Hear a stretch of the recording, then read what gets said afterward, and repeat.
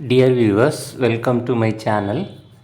இந்த வீடியோவில் நம்ம டிஎன்பிஎஸ்சி எக்ஸாமுக்கு நீங்கள் எந்த அளவு பயிற்சியாக இருக்கீங்க அப்படின்னு சொல்லி டெஸ்ட் பண்ணிக்கலாம்.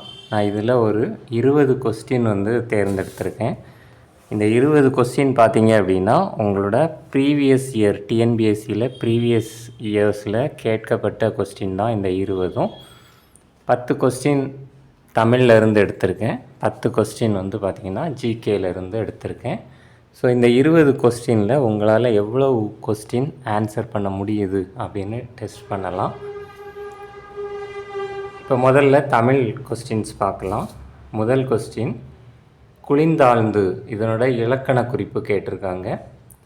இதில் பாருங்கள், குழி அப்படின்னாலும் பள்ளம் அப்படின்னு சொல்லலாம், தாழ்ந்து அப்படிங்கிறதும் ஒரு பள்ளம் அப்படிங்கிற மாதிரி தான் அர்த்தம். ஸோ அதனால் குளிந்தாழ்ந்து என்பது ஒரு பொருள் பன்மொழி ஆகும். இரண்டாவது கொஸ்டின், தைத்திங்கள் என்பது காலப்பெயர்.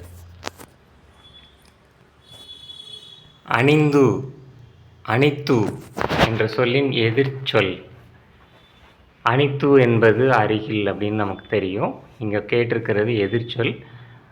அதனால் விடை அணித்து என்பதன் எதிர்ச்சொல் தொலைவில். நான்காவது கொஸ்டின், பனை கூட்டல் ஓலை சேர்த்து எழுதுக. பனை கூட்டல் ஓலை என்பது பனையோலை. ஐந்தாவது கொஸ்டின், அன்பகத்து இல்லா, இதனை பிரித்து எழுதுக. அன்பகத்து இல்லா என்பது அன்பு கூட்டல் அகத்து கூட்டல் இல்லா. விடை ஆப்ஷன் டி, அன்பு கூட்டல் அகத்து கூட்டல் இல்லா. ஆறாவது கொஸ்டின் பாருங்கள், நாலடியார் பாடியவர்கள் யார் அப்படின்னு கேட்டிருக்காங்க. நாலடியார் பாடியவர்கள் சமண முனிவர்கள். ஏழாவது கொஸ்டின், மணிமேகலையின் தோழி யார்? Option C, Sudhamati. எட்டாவது கொஸ்டின் பாருங்கள், பட்டி மண்டபம் என்பது சமய கருத்துக்கள் விவாதிக்கும் இடம் என்று கூறும் நூல் என்ன? எட்டாவது கொஸ்டின் தெரியுதான்னு செக் பண்ணிக்கோங்க. பட்டி மண்டபம் என்பது சமய கருத்துக்கள் விவாதிக்கும் இடம் என்று கூறும் நூல். விடை என்ன அப்படின்னு பார்த்தீங்கன்னா மணிமேகலை. ஒன்பதாவது கொஸ்டின், புறநானூற்றில் உள்ள புறத்திணைகளின் எண்ணிக்கை. புறநானூற்றில் உள்ள புறத்திணைகளின் எண்ணிக்கை 11. 10வது கொஸ்டின் பாருங்கள், சமரச சன்மார்க்க சங்கத்தை தோற்றுவித்தவர் யார்? சமரச சன்மார்க்க சங்கத்தை தோற்றுவித்தவர் ராமலிங்க அடிகளார்.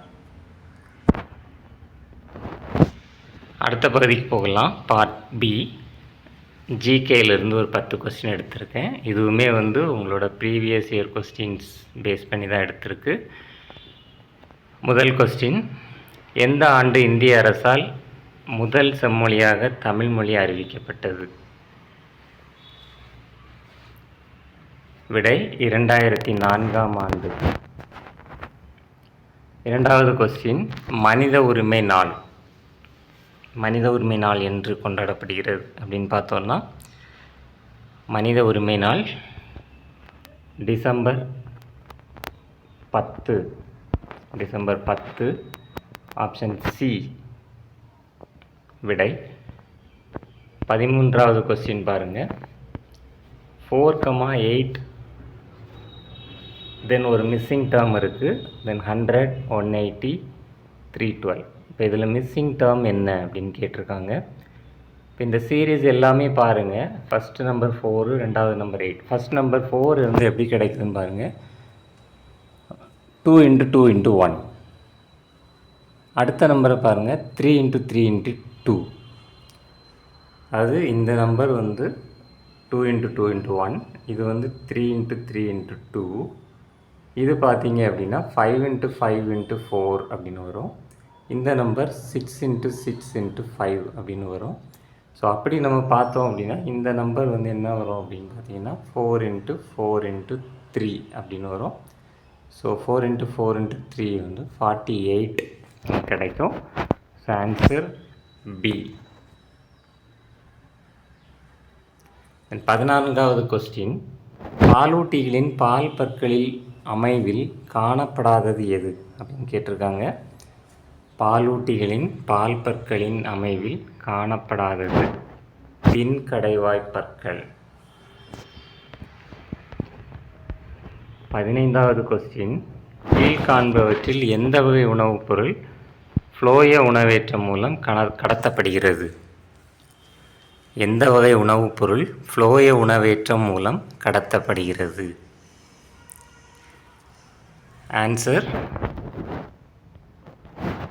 Sucrose, option D. 16வது கொஸ்டின் பாருங்கள், ஒரு ரீசனிங் கொஸ்டின். அதாவது ரமீலா என்பவள் கூறுறாங்க, எனது மாமனாரான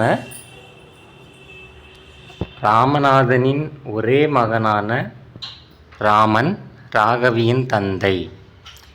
அதாவது ரமீலா என்ன கூறுறாங்க பாருங்கள், எனது மாமன் ராமநாதன், அதாவது ரமீலாவினுடைய மாமா ராமநாதன், அவருடைய ஒரே மகன் ராமன்.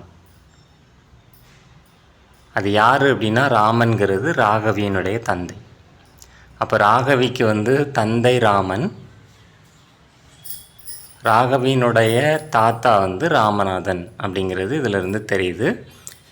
அடுத்து பார்த்திங்கன்னா ரமணி வந்து ராகவியின் சகோதரி. அப்போ ரமணிக்கும் வந்து ராமன் வந்து தந்தை, அதே மாதிரி ராமநாதன் வந்து தாத்தா.